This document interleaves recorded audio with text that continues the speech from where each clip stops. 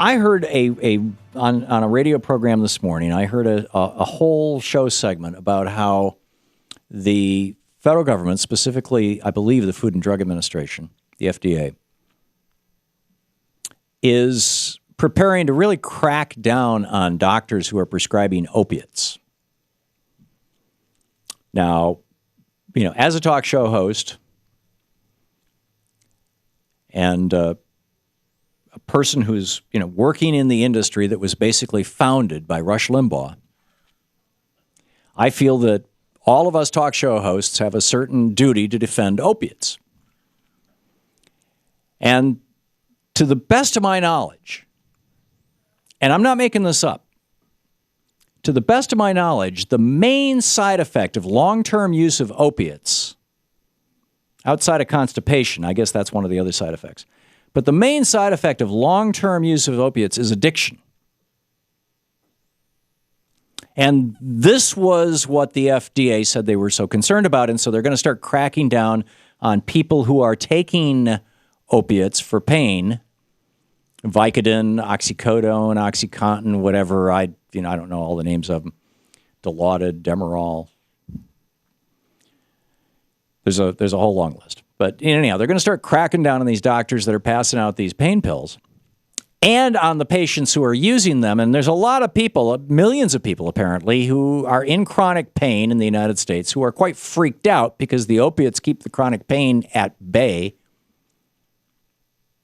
And the FDA is saying, no, is preparing to say,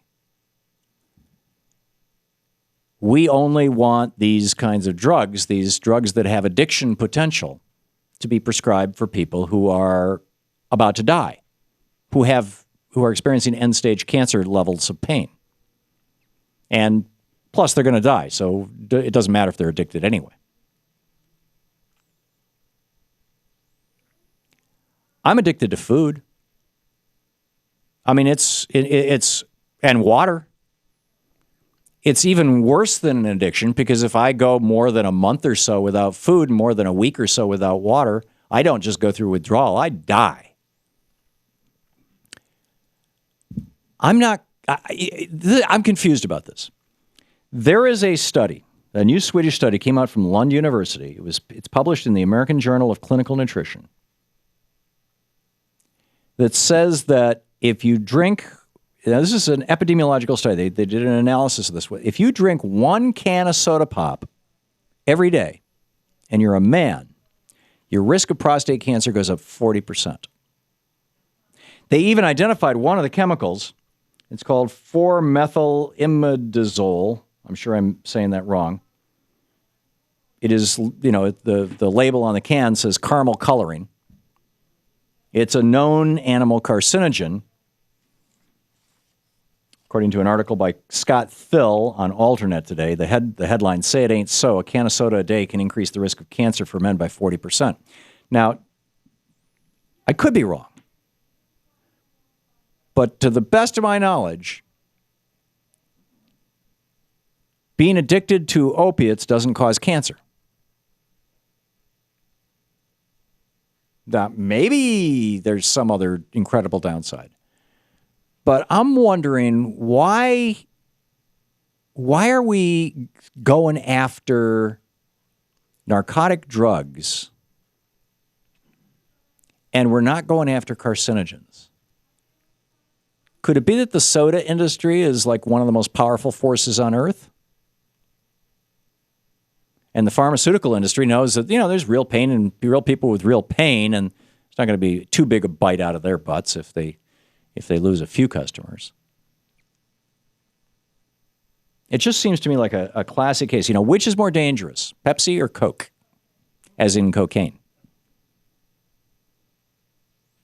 Cocaine is actually a Schedule II drug. Actually, you extend this logic even further, which is more dangerous, Coke or marijuana? According to the federal government, marijuana.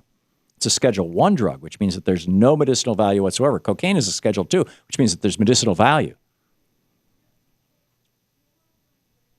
They actually use it in surgery and things. It's a local anesthetic, I believe.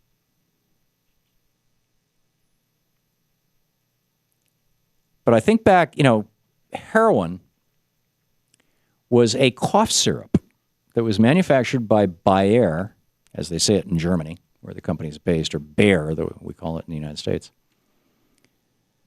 It was heroin brand cough syrup for children.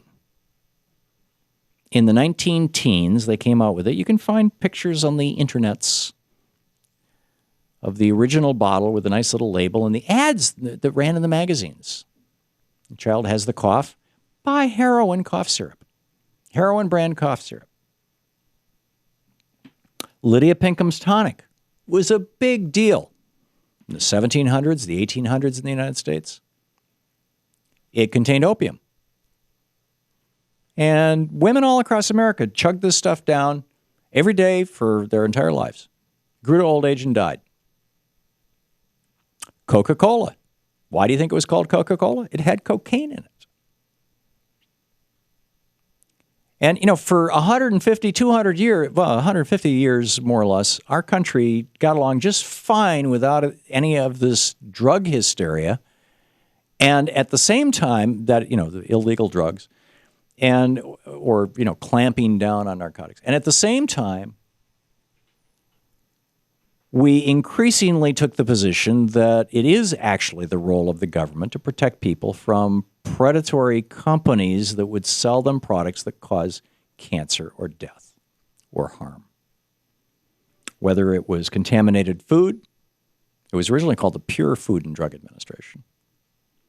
Whether it was contaminated food or whether it was, phony baloney drugs, things that didn't help us. So, if the major side effect, and I say this as somebody who was once an addict. I smoked cigarettes from the time I was 13 until I was 21 years old. I know addiction. It's no fun. But hey, we say cigarettes are illegal.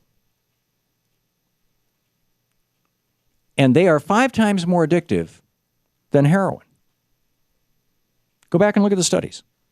You look at the studies are based on what's called chipping behavior. Chipping behavior is where you occasionally use a drug and you don't get addicted to it.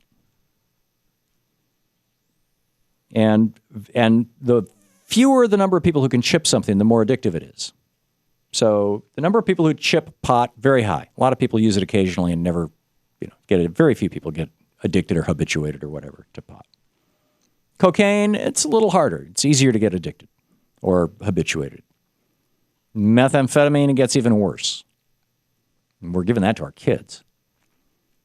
Opiate drugs, a little harder. More frequently, people become addicted if they chip it, if they use it occasionally with some frequency.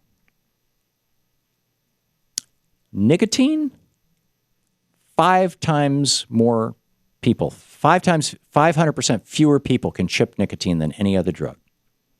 So, and then on top of that, we got soda pop that causes prostate cancer. The caramel coloring in cola beverages causing prostate cancer.